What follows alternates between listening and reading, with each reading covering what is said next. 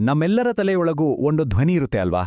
ಸದಾ ನಮ್ ಜೊತೆ ಮಾತಾಡ್ತಾ, ನಮ್ಮನ್ನೇ ಟೀಕಿಸ್ತಾ, ಭವಿಷ್ಯದ ಬಗ್ಗೆ ಚಿಂತೆ ಮಾಡ್ತಾ ಇರುತ್ತೆ. ಅಂತಹ ಧ್ವನಿಯನ್ನ ಕಂಟ್ರೋಲ್ ಮಾಡೋದು ಸಾಧ್ಯನಾ? ವೆಲ್, 10% ಹ್ಯಾಪಿಯರ್ ಅನ್ನೋ ಈ ಪುಸ್ತಕ ಅದೇ ಧ್ವನಿಯನ್ನ ಪಳಗಿಸಿದ ಒಬ್ಬ ಅಚ್ಚರಿಯ ವ್ಯಕ್ತಿಯ ಕಥೆಯನ್ನ ಹೇಳುತ್ತೆ. ಬನ್ನಿ, ಈ ಇಂಟ್ರೆಸ್ಟಿಂಗ್ ಪಯಣ ಹೇಗಿತ್ತು ಅಂತ ನೋಡೋಣ. ನೋಡಿ, ಇದನ್ನ ಹೇಳಿದ್ದು ಬೇರೆ ಯಾರೂ ಅಲ್ಲ, ಈ ಪುಸ್ತಕದ ಲೇಖಕರೇ ಡಾನ್ ಹ್ಯಾರಿಸ್. ಕೇಳೋಕೆ ಸ್ವಲ್ಪ ತಮಾಷೆ ಅನಿಸ್ಬೋದು ಅಲ್ವಾ? ಆದ್ರೆ ಇದು ನಮ್ಮ ಮನಸ್ಸಿನೊಳಗಿನ ಕಠೋರ ಸತ್ಯವನ್ನೇ ಹೇಳುತ್ತೆ. ಈ ಒಂದು ವಾಕ್ಯದಲ್ಲೇ ಅವರ ಪ್ರಾಮಾಣಿಕತೆ ಮತ್ತು ಅವರು ಎದುರಿಸಿದ ಸಮಸ್ಯೆಯ ತೀವ್ರತೆ ಎಷ್ಟಿತ್ತು ಅಂತ ನಮಗೆ ಗೊತ್ತಾಗುತ್ತೆ. ಸೊ ಇದುವೇ ಆ ಪುಸ್ತಕ. ಧ್ಯಾನ ಅಂದ್ರನೇ ದೂರ ಓಡ್ತಿದ್ದ ಮಹತ್ವಾಕಾಂಕ್ಷಿ ಸುದ್ದಿ ನಿರೂಪಕ ಅದನ್ನು ಒಂದು ಪ್ರಾಕ್ಟಿಕಲ್ ಟೂಲ್ ಆಗಿ ಹೇಗೆ ನೋಡಕ್ ಶುರು ಮಾಡಿದ್ರು ಅನ್ನೋದೇ ಇಡೀ ಕಥೆಯ ತಿರುಳು. ಹಾಗಾದ್ರೆ ಇದೆಲ್ಲ ಶುರುವಾಗಿದ್ದೆಲ್ಲಿಂದ? ಅದು ಒಂದು ಸಾಮಾನ್ಯ ದಿನ ಆಗಿರಲಿಲ್ಲ. ಬದಲಿಗೆ ಲಕ್ಷಾಂತರ ಜನ ನೋಡ್ತಿದ್ದ ಒಂದು ಲೈವ್ ಟಿವಿ ಶೋನಲ್ಲಿ ನಡೆದ ಒಂದು ನಾಟಕೀಯ ಘಟನೆಯಿಂದ. ಸನ್ನಿವೇಶ ನೋಡಿ. ದಿನಾಂಕ ಜೂನ್ 7, 2004. ಅಮೆರಿಕದ number 1 show good morning America. Dan Harris live ಆಗಿ ಸುದ್ದಿ ಓದ್ತಿದ್ದಾರೆ. ಅವರನ್ನ ಬರೋಬ್ಬರಿ 50 ಲಕ್ಷ ಜನ ನೋಡ್ತಿದ್ದಾರೆ. ಅಂತ ಒಂದು ಹೈ ಪ್ರೆಷರ್ ಕ್ಷಣದಲ್ಲಿ ಅವರ ಇಡೀ ಕೇರಿಯರನ್ನೇ ಅಲ್ಲುಗಾಡಿಸುವಂಥ ಘಟನೆ ನಡೆಯುತ್ತೆ. ಅವರೇ ಹೇಳೋ ಹಾಗೆ, ಇದ್ದಕ್ಕಿದ್ದ ಹಾಗೆ ಯಾವುದೇ ಕಾರಣ ಇಲ್ಲದೆ ಮೆದುಳಿಗೆ ಯಾರೋ ಭಯವನ್ನ ಚುಚ್ಚಿದ ಹಾಗೆ ಆಯ್ತಂತೆ. ಅವರ ಕಂಟ್ರೋಲ್ ಪೂರ್ತಿಯಾಗಿ ತಪ್ಪಿ ಹೋಗ್ತಿತ್ತು. ಆ ಭಯದ ಅಲೆ ಇಡೀ ದೇಹವನ್ನೇ ಆವರಿಸಿಬಿಡ್ತು, ಅವರನ್ನ ಸಂಪೂರ್ಣ ಅಸಹಾಯಕರನ್ನಾಗಿ ಮಾಡ್ತು.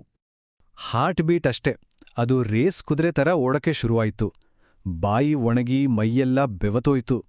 ಇದೆಲ್ಲ ಆಗ್ತಿರೋದು ಲೈವ್ ಟಿವಿಯಲ್ಲಿ ಲಕ್ಷಾಂತರ ಜನರ ಮುಂದೆ.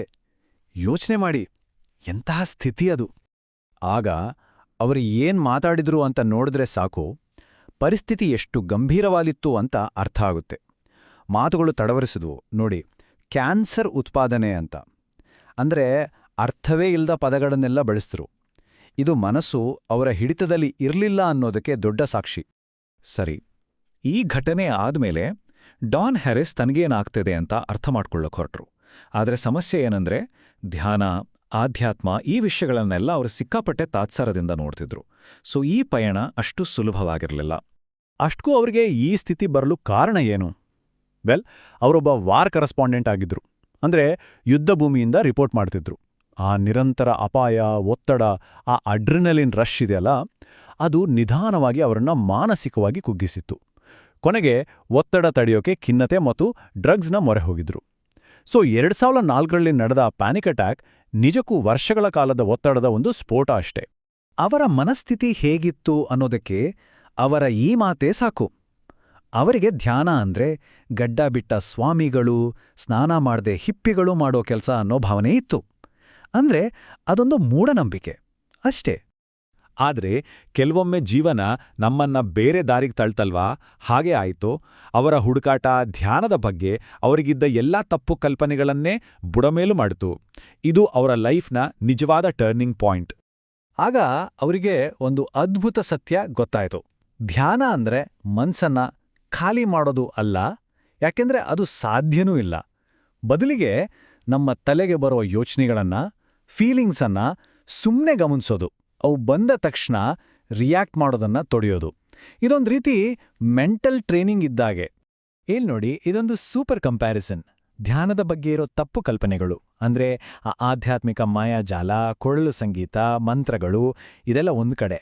ಆದ್ರೆ ಡಾನ್ ಹ್ಯಾರಿಸ್ ಕಂಡ್ಕೊಂಡ ಸತ್ಯ ಇನ್ನೊಂದು ಕಡೆ. ಅದು ಸಿಂಪಲ್. ಧ್ಯಾನ ಅನ್ನೋದು ಮೆಡ್ಲಿನ ಜಿಮ್ ಇದ್ದಾಗೆ. ನಮ್ಮ ಫೋಕಸ್ ಜಾಸ್ತಿ ಮಾಡುತ್ತೆ, ನಮ್ಮ ಇಮೋಷನ್ಸ್ ಕಂಟ್ರೋಲ್ ಮಾಡಕ್ಕೆ ಹೆಲ್ಪ್ ಮಾಡುತ್ತೆ. ಪಕ್ಕಾ ಸೈಂಟಿಫಿಕ್ ಅಪ್ರೋಚ್. ಹಾಗಾದ್ರೆ ಈ ಹೊಸ ಪ್ರಾಯೋಗಿಕ ವಿಧಾನದಿಂದ ಸಿಗುವ ಲಾಭವಾದರೂ ಏನು? ಇದು ನಮ್ಮ ಜೀವನವನ್ನು ಸಂಪೂರ್ಣವಾಗಿ ಬದಲಾಯಿಸಿಬಿಡುತ್ತದೆಯೇ? ಹಾಗಾದ್ರೆ ಇದರಿಂದ ಆಗೋ ಲಾಭವನ್ನ ಸಿಂಪಲ್ ಆಗಿ 3 ಪಾಯಿಂಟ್ಸ್ನಲ್ಲಿ ನೋಡ್ಬೋದು. 1, ಧ್ಯಾನ ಮಾಡೋದ್ರಿಂದ ನಮ್ಮ ಮೆದುಳಿನ ಫೋಕಸ್ ಅನ್ನೋ ಮಸಿಲ್ ಸ್ಟ್ರಾಂಗ್ ಆಗತ್ತೆ. 2, ಕೋಪ, ಬೇಜಾರು ಬಂದಾಗ ತಕ್ಷಣ ರಿಯಾಕ್ಟ್ ಮಾಡೋ ಬದಲು 1 ಸೆಕೆಂಡ್ ನಿಂತು ಯೋಚಿಸೋಕೆ ಒಂದು ಗ್ಯಾಪ್ ಸಿಗತ್ತೆ. 3ನೇದು ಮತ್ತು ಅತಿ ಮುಖ್ಯವಾದದ್ದು, ಧ್ಯಾನ ಮಾಡೋದ್ರಿಂದ ನಮ್ಮ ಮಹತ್ವಾಕಾಂಕ್ಷೆ ಕಮ್ಮಿಯಾಗಲ್ಲ, ಬದಲಿಗೆ ನಮ್ಮ ಗೋಲ್ಸ್ ರೀಚ್ ಆಗೋಕೆ ಇನ್ನೂ ಹೆಲ್ಪ್ ಆಗತ್ತೆ.